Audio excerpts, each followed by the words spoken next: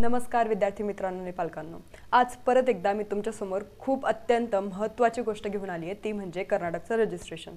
आता आपल्याला हे तर समजतंय की जर आपल्याला स्कोर चांगला आहे तर आपल्याला तर असं वाटतं की आपला नंबर महाराष्ट्रातच लागला पाहिजे, म्हणजे आपण प्रायोरिटी देतो महाराष्ट्रालाच। पण इन केस जर आपला नंबर बॉर्डर लाईनला असला किंवा आपला जो स्कोर आहे म्हणजे तो 300च्या आत असला तर आपण काय करावं? तर आपल्या समोर दोन ऑप्शन उभे राहतात, ते म्हणजे एक तर करावं एमपीचं रजिस्ट्रेशन आणि दुसरं म्हणजे कर्नाटकचं रजिस्ट्रेशन।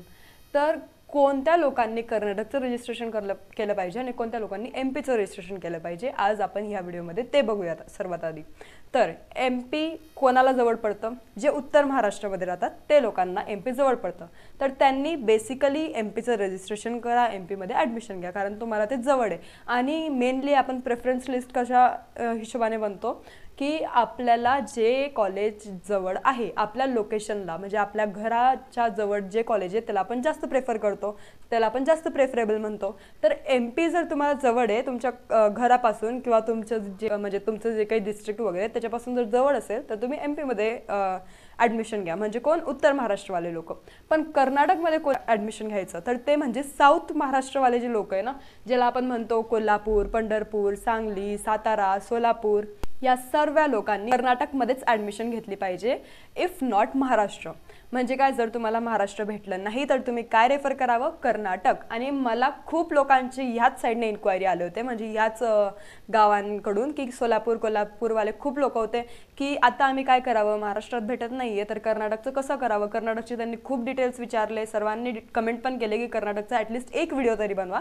तर मी हा व्हिडिओ तुमच्या सर्वांसाठी घेऊन आली आहे फायनली। तर हा व्हिडिओ पूर्ण बघा, तुम्ही जर शेवटपर्यंत बघाल ना तर तुम्हाला इन डेप्थ सर्व समजेल की कधी आपण चॉईस फिलिंग करू शकतो, कधी नाही करू शकत, कधी रजिस्ट्रेशन करू शकतो, आता चान्स आहे की नाही, आता आपल्याला रजिस्ट्रेशन करता येईल की नाही, कोणतं कॉलेज चांगले आणि कोणते डिस्ट्रिक्ट जे कर्नाटकचे जे आपल्याला जवळ आहे ते सर्व मी इन डेप्थ आजच्या व्हिडिओमध्ये तुम्हाला सांगणार आहे। तर तुम्ही हा व्हिडिओ पूर्ण शेवटपर्यंत बघा, तरच तुम्हाला इन डिटेल समजेल, नाहीतर समजणार नाही। आता कर्नाटकची कोणती वेबसाईट आहे ही तुम्हाला इथे दिसते, कर्नाटकची ही वेबसाईट आहे। आता मला खूप लोकांनी कमेंट्समध्ये हे पण विचारलं की मॅम एमपीची वेबसाईट कोणती आहे? तर एमपीची वेबसाईट मी तुम्हाला ऑलरेडी सांगितली होती की एमपी ऑनलाईन जी आहे ती MBBS BDS साठी आहे। आणि एमपी आयुष जर तुम्ही सर्च केलं तर एमपी आयुष काउन्सिलिंग म्हणजे एमपीचे जे आयुष ॲडमिशन्स आहे म्हणजे BMS BHMS त्याच्यासाठी ती वेबसाईट आहे। तर तुम्ही एमपी आयुष सर्च करा तर तुम्हाला एमपीबद्दल सर्व जी इन्फॉर्मेशन आहे ती भेटेल। आता मी तुमच्यासमोर हे पूर्ण लाईव्ह करते, हे मी ऑलरेडी स्क्रीनशॉट वगैरे काढून नाही ठेवलं आहे, इथं तुम्हाला सर्व दिसेल की मी काय करते। आता KEAची ही वेबसाईट तुम्हाला दिसत असेल, तुम्हाला लँग्वेज तर समजणार नाही, तर सर्वात आधी काय करावं, लँग्वेज चेंज करायचं। साईडला तुम्हाला 3 डॉट दिसत असेल, 3 लाईन्स असतात, त्यावर क्लिक करा। त्यावर क्लिक केल्यानंतर तुम्हाला अशी काहीतरी विंडो ओपन होईल, इथं कन्नड लिहिलंय दिसलं, तिथं इंग्लिश आपण ट्रान्सलेट करायचं। इंग्लिश ट्रान्सलेट केल्यानंतर आपल्याला बऱ्याच गोष्टी ज्या आहेत क्लिअर होतात की इथं काय काय दिलं आणि काय नाही दिलंय। तर आपल्याला आत्ता रिसेंटमध्ये दिसतंय की UG CET UG NEET 2025 AYUSH BMS provisional seat matrix जी आहे ती आलेली आहे। तर आपण ती सीट मॅट्रिक्स आधी बघून घेऊयात। तिच्यामध्ये तुम्हाला टोटल 64 कॉलेजेस दिले आहे।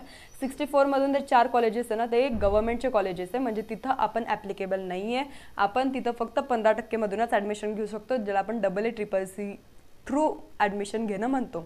तर तुम्ही त्यामधून त्या 4 कॉलेजेसला ॲडमिशन घेऊ शकता। टोटल 64 कॉलेजेस तुम्हाला इथे दिसत आहे, त्यामधून 4 गव्हर्नमेंट आहे, बाकीचे 60 जे ते प्रायव्हेट आहे। आता मी तुम्हाला सांगते की कर्नाटकच्या रजिस्ट्रेशन करताना आता तुम्हाला दिसेल की फक्त 64 कॉलेजेस आहे, पण तिथं नेहमी टाइम टू टाइम अपडेट होत राहतं, minute to minute, hour to hour तिथं तासानुतास अपडेट होत राहतात त्यांचे कॉलेजेस। कारण कर्नाटकच एक असं स्टेट आहे, असं राज्य आहे जिथं खूप सारे कॉलेजेस आहे रिगार्डिंग BMS। तिथं BMS कोर्सेसचे खूप सारे कॉलेजेस आहे, तिथं तुम्हाला फक्त 60च कॉलेज नाही दिसणार, तिथं भरपूर कॉलेज आहेत, तिथं तुम्ही ॲडमिशन घेऊ शकतात। आता हे तुम्हाला फक्त 60 कॉलेज याच्यामुळे दिसत आहे कारण आता सध्या पुरता याच लोकांना परमिशन भेटली आहे। आता खूप सारे कॉलेजेस आहेत ज्यांना परमिशन भेटली नसेल, ते जातील बँगलोरला, नंतर कर्नाटकची जी गव्हर्नमेंट आहे ती त्यांना परमिशन देईल, परमिशन दिल्यानंतर लगेच तुम्हाला सीट मॅट्रिक्स अपडेट झालेलं दिसेल, अपडेट झाल्यानंतर तुम्हाला 64हून जास्त कॉलेजेस दिसतील। हीच सेम पद्धत आपल्याला दिसते चॉईस फिलिंगमध्ये। चॉईस फिलिंगमध्ये काय होतं माहिती आहे का, जेव्हा आपण चॉईस फिलिंग करत राहतो ना तेव्हाच नवीन नवीन कॉलेज ॲड होत जातात, म्हणजे तेव्हा त्या लोकांना परमिशन भेटत जाते, म्हणजे ते त्यांचं कर्नाटकचं गव्हर्नमेंट आहे ना ते बँगलोरचं जे स्टेट आहे त्यांच्या आयुष डिपार्टमेंट जे आहे ना ते तिथंच बसलेलं राहतं परमिशन द्यायला, म्हणजे जसं कॉलेज आलं त्यांना ते ग्रँट करतात, परमिशन देतात. परमिशन दिल्याबरोबर जे कॉलेज आहे ते चॉईस फिलिंगमध्ये उतरतं. चॉईस फिलिंगमध्ये आल्यानंतर आपल्याला ते भरावं लागतं. ते आपल्याला समजत नाही की ते ॲड झालं आहे की नाही, आपल्याला परत 4-4 वेळेस चेक करावं लागतं. आता 2 वर्षापूर्वी किंवा मागच्याच वर्षी जेव्हा मी एक ॲडमिशन देत होती, इंचलचं एकदम चांगलं कॉलेज आहे. इंचलच्या कॉलेजला आम्हाला ॲडमिशन पाहिजे होती, त्या मुलाला द्यायची होती आम्हाला, कारण ते खूप चांगलं कॉलेज आहे. नंतर ते कॉलेज आम्ही 2 राऊंडपर्यंत बघितलं तर ते आलेलं नव्हतं. सेकंड राऊंडला, फर्स्ट राऊंडलाच जेव्हा 3ऱ्या-4थ्या दिवशी आम्ही बघितलं तर ते इंचलचं कॉलेज दिसतच नव्हतं. पण ती डेट एक्सटेंड होत गेली म्हणजे ते इतकं एक्सटेंड करतात ना चॉईस फिलिंगची डेट. आपल्याला वाटतं की आता आपल्याला डायरेक्ट रिझल्ट येईल, पण आपण रिझल्टची वाट बघतच पूर्ण असं कन्फ्युज्ड होऊन जातो. तोपर्यंत आपलं जे आहे ते चॉईस फिलिंगचीच एक्सटेन्शन डेट चालू असते.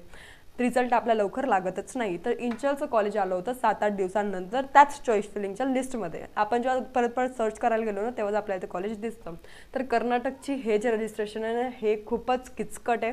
तिथलं चॉईस फिलिंग खूप किचकट आहे. त्या आपल्याला सामान्य माणसांना समजत नाही. आपण चॉईस फिलिंगमध्ये आपण फक्त वाट बघू, एकदा चॉईस लॉक झाली की आपण वाट बघू की आता रिझल्ट कधी येणार, पण रिझल्ट ते लावतच नाही, कारण ते चॉईस फिलिंगच एक्सटेंड करत जातात.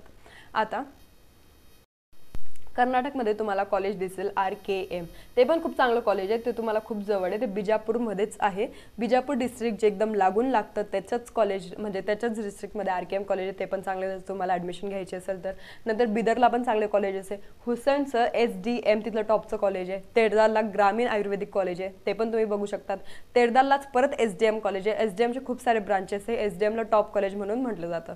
इंचलचं एक कॉलेज आहे, ते पण खूप सुंदर कॉलेज आहे, खूप चांगलं कॉलेज आहे. तिथलं इन्फ्रास्ट्रक्चर, तिथला पेशंट फ्लो एकदम भारी आहे. म्हणजे तुम्ही जर तिथं ॲडमिशन घेतली तर तिथलं कर्नाटकमधलं एक गोष्ट काय महत्त्वाची की तिथं एज्युकेशन फॅसिलिटी ना एकदम टॉप क्लास आहे. म्हणजे स्टँडर्ड्स खूप चांगले आहे तिथले एज्युकेशनल फॅसिलिटीचे. तिथली क्वालिटी खूप चांगली आहे. त्यांचं टीचिंग स्टाफ खूप भारी आहे. त्यांचं इन्फ्रास्ट्रक्चर एकदम भारी आहे. नंतर तिथलं सिलेबस ऑलमोस्ट सेम राहतं आयुष्यचं, पण तिथं ते बायलँग्वेज लँग्वेजमध्ये शिकवतात. म्हणजे जर तुम्हाला वाटत असेल की नाही कर्नाटकमध्ये जर आम्ही गेलो तर कर्नाटकमध्ये आम्हाला लँग्वेज बॅरियर येईल, तर असं काहीच नाही राहत. म्हणजे तुम्हाला वाटेल की त्यांची भाषा आम्हाला समजणार नाही आणि आमची भाषा त्यांना समजणार नाही, तर नाही, त्यांना मराठी खूप चांगली समजते. जर तुम्ही बॉर्डरचे जर बघितले ना, बॉर्डरचे जे डिस्ट्रिक्ट आहे जसं बिजापूर, बिदर वगैरे, यांना ह्या लोकांना खूप चांगलं समजतं. हुबळीला पण तुम्ही जाऊ शकता, तिथलं पण कॉलेज खूप भारी आहे. तिथं पण लोकांना मराठी खूप नीट समजते आणि ते बोलतात पण, कारण ते बॉर्डरचे जे डिस्ट्रिक्ट आहे ना त्यांना सर्वांना मराठी बोलणं गरजेचं आहे, कारण तिथं ऑलमोस्ट महाराष्ट्राचे लोक शिकतात आणि महाराष्ट्राचे स्टुडंट्स तिथं खूप आहे. तुम्हाला अराउंड 80% महाराष्ट्राची मुलं दिसतील जर तुम्ही बॉर्डर लाईनला जर तिथं कॉलेज बघायला गेले तर तुम्हाला जर कर्नाटकला ॲडमिशन घ्यायची असेल तर काय प्रोसेस आहे मी ती सांगते. आधी मी तुम्हाला पूर्ण फी स्ट्रक्चर एक्सप्लेन करते, नंतर मी तुम्हाला काय प्रोसेस आहे ती सांगते. आता हे जे BMSचं फी स्ट्रक्चर आहे कर्नाटकचं, ओके, इथं आपल्याला बघायला भेटते की गव्हर्नमेंट ऑफ इंडिया, गव्हर्नमेंट जे कॉलेजेस आहे हे प्युअर गव्हर्नमेंट कॉलेज आपण ज्याला म्हणतो ना ते कॉलेजेस आहे.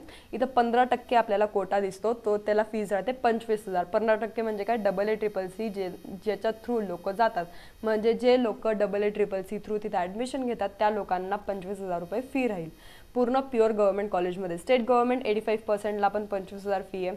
नंतर एडेड प्रायव्हेट म्हणजे काय, ज्याला आपण सेमी गव्हर्नमेंट म्हणू शकतो. सेमी गव्हर्नमेंट आपण याला काय म्हणू, कारण ह्या प्रायव्हेट कॉलेजेसला ना बाकी लोक जे आहे ते फंड देतात, म्हणजे फंड रेस करतात, ते लोक त्याला चालवतात.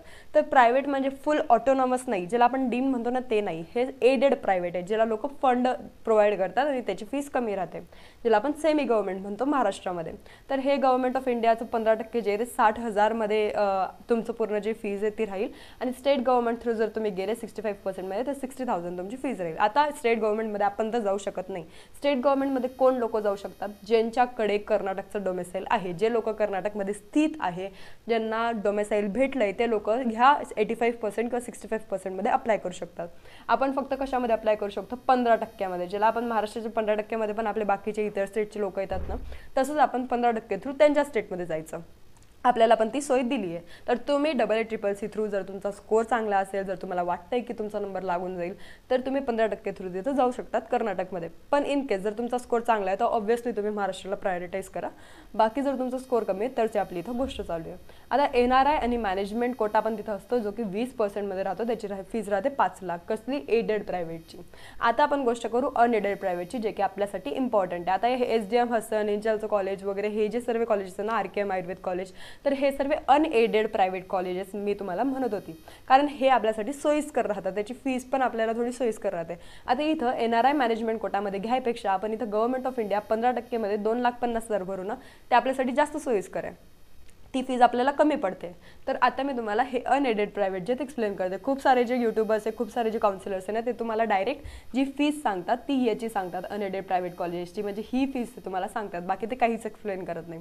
आता मी तुम्हाला वरचं फुल्ली गव्हर्नमेंट पण, प्युअरली गव्हर्नमेंट पण एक्सप्लेन केलं, एडेड प्रायव्हेट पण एक्सप्लेन केलं, आणि आता मी तुम्हाला एक्सप्लेन करणार आहे अनएडेड प्रायव्हेट, ज्याला आपण म्हणतो डीम्ड युनिव्हर्सिटीज. म्हणजे कसं की डीम्ड युनिव्हर्सिटीजचा कन्सेप्ट वेगळा आहे, पण इथं कसं राहतं, जी ऑटोनॉमस राहते, म्हणजे ज्याला कोणी फंड वगैरे रेज नाही करत, ती जी कॉलेज राहते ती प्युअरली प्रायव्हेट कॉलेज आपण ज्याला म्हणतो त्याला हे अनएडेड प्रायव्हेट म्हणतात. आता यावर आपण गोष्ट करूया की गव्हर्नमेंट ऑफ इंडिया म्हणजे हे काही गव्हर्नमेंट कॉलेज वगैरे नाही आहे, जस्ट ऑल इंडिया कोटा ज्याला आपण म्हणतो ना, त्याला ते गव्हर्नमेंट ऑफ इंडिया म्हणतात. त्याचं 15% मध्ये आपल्याला फीज लागते 2,50,000. आता 2,50,000 जर तुम्हाला भरायचे असतील तर तुमचा जो स्कोर असेल तो चांगला पाहिजे, म्हणजे बॉर्डर लाईनला नको पाहिजे. जर तुमचा स्कोर अराउंड 300 पण असेल ना, तरी तुम्हाला 2,50,000 मध्ये तुमची ॲडमिशन तिथं होऊन जाईल. पण 300 किंवा 250 पेक्षा जर तुमचा स्कोर कमी राहिला, तुम्हाला 4,00,000 मध्ये ॲडमिशन घ्यावं लागेल, ज्याला आपण म्हणतो मॅनेजमेंट कोटा. आता स्टेट कोटा तर आपल्यासाठी अवेलेबल नाही आहे, ज्याची फीज आहे 75,000, ते डोमिसाईलवाल्यांसाठी. आपल्यासाठी अवेलेबल आहे हे 3 ऑप्शन. ओके, तर गव्हर्नमेंटमध्ये जर तुम्हाला ऑल इंडिया कोटा थ्रू 2,50,000 मध्ये जर तुम्हाला चॉईस फिलिंग करायची आहे, किंवा जर तुम्हाला तिथलं सीट पाहिजे 2,50,000 मधलं, तर तुमचा स्कोर चांगला पाहिजे. आता मॅनेजमेंट कोटाची जी फीज आहे ती 4,00,000 आहे, ती जिला आपण 40% ते अप्लाय करतात. आणि NRI म्हणजेच परत त्यांनी मॅनेजमेंट कोटाच म्हणलं आहे, त्याची फीज परत 6,00,000 आहे. आता ह्यामध्ये मी तुम्हाला एक गोष्ट एक्सप्लेन करते, ती तुम्ही नीट समजून घ्या. तो मी खूप काउन्सिलर्सकडनं ऐकलं असेल की आपण थोडं नेगोशिएशन करून घेऊ कॉलेजकडनं, किंवा कॉलेजला सांगा तर ते नेगोशिएट करून देतील. तर ते नेगोशिएशन म्हणजे काय? फीस कमी करणं का? तर नाही, फीस कमी करणं नाही. नेगोशिएशन म्हणजे काय? त्यांची जी NRIची सीट आहे, म्हणजे NRI म्हणजे काय, मॅनेजमेंट कोटाची जी 20% सीट आहे ना, ज्याला ते 6,00,000 रुपये घेत आहे, तर ती सीट जर स्पेसिफिक कॉलेजची, पर्टिक्युलर कॉलेजची नाही भरली, म्हणजे ते सीट ते फुलफिल नाही झाली, जर 20% ते देत आहे, म्हणजे 100 पैकी 20 सीट जर NRIला ते प्रोव्हाइड करताय, आणि NRIचे मुलं आलेच नाही, म्हणजे कोणी 6,00,000 भरायला तयारच नाही आहे, कोणी ती सीट घेतलीच नाही, तर ती सीट ट्रान्सफर होते मॅनेजमेंट कोटामध्ये. म्हणजे त्या सीटला नंतर ते मॅनेजमेंट कोटामध्ये कन्वर्ट करून घेतात त्यांच्या गव्हर्नमेंटसोबत बोलून. तर तुम्ही जर तिथं गेले आणि तुम्हाला ते सांगतील की NRI कोटा आहे, 6,00,000 त्याची फीज आहे, तुम्हाला ती द्यावी लागेल, पण तुम्ही त्यांना जर म्हणणार की थोडं नेगोशिएट करा, तर ते काय करतील, 6,00,000चे 4,00,000 करतील, म्हणजे ते मॅनेजमेंट कोटा थ्रू तुमची ॲडमिशन घेतील. कारण असं पण NRIचं त्यांच्याकडे कोणी येणार नाही आहे, तर ते मॅनेजमेंट कोटामध्ये ते तुमची जी फीज आहे ती 6,00,000 वरून 4,00,000 करतील, आणि तुम्हाला ती 4,00,000 रुपये भरावं लागेल. हेच राहतं नेगोशिएशनचं मिनिंग. नेगोशिएशन म्हणजे असं नाही की ते त्यांचं फी स्ट्रक्चरच बदलून टाकतील, असं कोणीच कुठेच करत नाही. कोणीच स्वतःचं लॉस तर बघणारच नाही आहे. तर ऑब्व्हियस आहे की जी फीज आहे तीच फीजमध्ये त्यांनी फक्त कोटा चेंज केला आहे. आता मॅनेजमेंट कोटा, NRI कोटा याला भरायचं कसं? आता मी तुम्हाला एक गोष्ट एक्सप्लेन करते, ती खूप इम्पॉर्टंट आहे. जर तुम्ही कर्नाटकचं रजिस्ट्रेशन केलं असेल तर तुमच्याकडे सर्वात आधी व्हेरिफिकेशन स्लिप पाहिजे, ॲप्लिकेशन फॉर्म पाहिजे. जी व्हेरिफिकेशन स्लिप असते ना, ती खूप इम्पॉर्टंट असते. जर तुमच्याकडे ती नसेल तर तुम्हाला खूप फिरावं लागतं. नंतर जेव्हा तुम्ही पुढची प्रोसेस करतात ना, तेव्हा तुम्हाला खूप जास्त फिरावं लागतं जर तुमच्याकडे व्हेरिफिकेशन स्लिप नसेल तर तुमच्याकडे सर्वात आधी ती पाहिजे. व्हेरिफिकेशन स्लिप म्हणजे काय, डॉक्युमेंट व्हेरिफिकेशन नाही, डॉक्युमेंट व्हेरिफिकेशनची स्लिप फक्त जी भेटते, व्हेरिफिकेशन स्लिप ज्याला आपण म्हणतो ती. डॉक्युमेंट तुमच्या इथं व्हेरीफाय झाले नाही आहे, ते नंतर होतील. आता तुमच्याकडे ती व्हेरिफिकेशन स्लिप पाहिजे, ॲप्लिकेशन फॉर्म पाहिजे, सर्वात आधी तुमचं रजिस्ट्रेशन झालेलं पाहिजे. जर तुमचं रजिस्ट्रेशन झालं आहे तरच तुम्ही जी NRI चॉईस फिलिंग आहे तिच्यात तुम्ही अप्लाय करू शकतात, नाहीतर तुम्ही अप्लाय करूच शकत नाही. आता याचं रजिस्ट्रेशन कधी झालं तर एकदा ते फेब महिन्यातच झालं, फेब्रुवारीमध्ये नीटच्या एक्झाम होण्याच्या आधी त्यांचं रजिस्ट्रेशन झालं आहे. नंतर परत जेव्हा रिझल्ट लागले होते ना नीटचे, तेव्हा नंतर पण त्यांनी 2-3 दिवसासाठी रिओपन केली होती त्यांची कर्नाटकची विंडो, तेव्हा पण खूप लोकांनी रजिस्ट्रेशन केलं. आता ती केव्हा ओपन होईल हा सर्वात मोठा प्रश्न आहे सर्व पॅरेंट्सला. तर आता ती पहिल्या किंवा दुसऱ्या राऊंडला ओपन होणार नाही आहे. जी कर्नाटकची राऊंडचे जे रजिस्ट्रेशन आहे ते डायरेक्ट ओपन होतं तिसऱ्या राऊंडला. म्हणजे तिसऱ्या राऊंडला आता तुम्हाला तिथपर्यंत वेट करावं लागेल, आणि तिसरा राऊंड आल्यानंतर तुम्हाला तिथं रजिस्ट्रेशन करावं लागेल, आणि नंतर तुम्ही चॉईस फिलिंग करू शकतात. म्हणजे पहिला दुसरा राऊंड असं पण तुमच्या हातातून सुटला आहे. आता फक्त उरतोय तुमच्याकडे तिसरा राऊंड। जर तुम्हाला कर्नाटकमध्ये ॲडमिशन घ्यायची असेल तर तुम्हाला लवकरात लवकर ठरवावं लागेल, कारण जोपर्यंत तिसरा राऊंड येत नाही तुम्हाला तिथलं रजिस्ट्रेशन करावंच लागेल आणि रजिस्टर केल्यानंतर तुम्हाला तिसऱ्या राऊंडमध्ये उतरावं लागेल आणि तेव्हा आपल्याला समजेल की आपल्याला कोणतं कॉलेज भेटणार आहे, कारण ते सर्व कट ऑफवर डिपेंड करतं। कधी कधी असं होतं की असं तर कधीच नव्हतं की 144 किंवा 145 मार्क्सवाल्याला 250 वाला कोटा भेटतोय, म्हणजे जे गव्हर्नमेंट ऑल इंडिया कोटा आहे तो भेटतोय, असं कधीच झालं नाहीये। पण इन केस जर तुमचे 250 वगैरे असतील तर तुम्ही एक्सपेक्ट करू शकता की तुम्हाला 2,50,000 वाला कोटा भेटू शकतो। आता ही एक गोष्ट झाली। नंतर आपल्यासाठी काय इम्पॉर्टंट आहे की जर तुम्ही चॉईस फिलिंग करत असणार तर तुम्हाला कोणती गोष्ट लक्षात ठेवायची आहे। पहिल्या राऊंडला जेव्हा तुम्ही चॉईस फिलिंग करतात तीच चॉईस फिलिंग सेकंड राऊंडला किंवा थर्ड राऊंडला कंटिन्यू होते in case if you are not new registered user. म्हणजे जर तुम्ही नवीन रजिस्ट्रेशन केलं नाही आहे, जर तुमचं आधीचंच रजिस्ट्रेशन आहे आणि तुम्ही फर्स्ट सेकंड राऊंड खेळले तर तुमचं जे पहिल्या राऊंडचं जे चॉईस फिलिंग आहे ना तेच कंटिन्यू होईल सेकंड राऊंडला पण, म्हणजे तुम्हाला नवीन चॉईस फिलिंग करता येणार नाही। तुमचं जे पहिल्या राऊंडचं आहे तेच तुम्हाला सेकंडमध्ये कंटिन्यू करता येईल आणि तुम्ही त्याला चेंज करू शकतात, वर खाली प्रेफरन्स करू शकतात। म्हणजे तुमचं जर कोणतं 2 नंबरला कॉलेज ठेवलं आहे तुम्हाला ते 1 नंबरला ठेवायचं ते तुम्ही करू शकतात। तुम्ही कोणतं कॉलेज कट करू शकतात, डिलीट करू शकतात, रिमूव्ह करू शकतात, पण कोणतंच कॉलेज तुम्ही ॲड करू शकत नाही। तर ही सर्वात महत्त्वाची गोष्ट ते म्हणजे तुम्ही कॉलेज कोणतंच ॲड करू शकत नाही। कॉलेज तुम्ही रिमूव्ह करू शकतात, अपडाऊन करू शकतात, पण ॲड करू शकत नाही। म्हणून मी तुम्हाला सजेस्ट करेल की पहिल्याच राऊंडला तुम्ही सर्वात आधी टाका गव्हर्नमेंट कोटा, म्हणजे 2,50,000 वाले जी काही फीज आहे ते सर्व कॉलेज टाकून द्या। नंतर थोडेफार 2-4 कॉलेजेस जे तुम्हाला आवडत आहे ते कॉलेज टाका तुम्ही मॅनेजमेंट कोटामध्ये, म्हणजे नंतर तुम्हाला काही प्रॉब्लेम येणार नाही, नंतर तुम्हाला काही ॲडअप करायची गरज येणार नाही। तर आधीच तुम्ही सर्व ॲड करून ठेवा म्हणजे नंतर प्रॉब्लेम्स नको यायला। आता आपल्याला हे तर समजतंय की कर्नाटकचं सीट मॅट्रिक्स आलं आहे, म्हणजे कर्नाटकची जी BAMSची काउन्सिलिंग आहे ती पण लवकरच स्टार्ट होणार आहे। म्हणजे BAMSची काउन्सिलिंग पण आता कर्नाटकची लवकर सुरू होईल, तर तुम्हाला लवकर ठरवायचं आहे की तुम्हाला कुठे ॲडमिशन घ्यायची आहे। आता खूप सारे पुणे, सोलापूर, कोल्हापूर, सांगली, सातारावाले जे लोक आहेत ते पण सजेस्ट करतात की आम्हाला ॲडमिशन घ्यायची आहे MP मध्येच, तर तुम्ही एकदा परत ठरवा। तुम्हाला जर MP मध्येच ॲडमिशन घ्यायची आहे तर आमचं तर काही प्रॉब्लेम नाही आहे, तुम्हाला पेड काउन्सिलिंग कर्नाटकसाठी पण घ्यावीच लागेल आणि MP साठी पण घ्यावीच लागेल।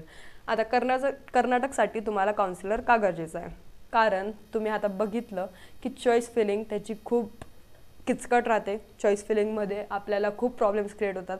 नंतर आपल्याला चॉईस फिलिंग करतानाच आपल्याला काहीच समजत नाही की त्यांनी काय वेबसाईट बनवली आहे आणि कुठल्या काय विंडो आहे। खूपच म्हणजे सेग्रिगेटेड वेबसाईट बिलकुल नाही आहे त्यांची, त्यांनी खूप घोड केला आहे त्या वेबसाईटमध्ये। रजिस्ट्रेशन करताना पण पॅरेंट्सचे तसेच हाल झाले असतील, रजिस्ट्रेशन खूप वेळेस एक्सटेंड होतं आणि तिसऱ्या राऊंडला परत रजिस्ट्रेशन ओपन होईल। आपण आता बघू की ते दुसऱ्या राऊंडला होतं की तिसऱ्या राऊंडला, तसं काय अजून डेट आली नाही आहे, ती एकदा आल्यावर आपल्याला समजेल। पण जर तुम्हाला कर्नाटकची काउन्सिलिंग घ्यायची असेल तर तुम्हाला लगेच कॉन्टॅक्ट करावं लागेल। आमचे सीट्स जे ते लिमिटेड राहतात आणि ते लगेच फुल होतात।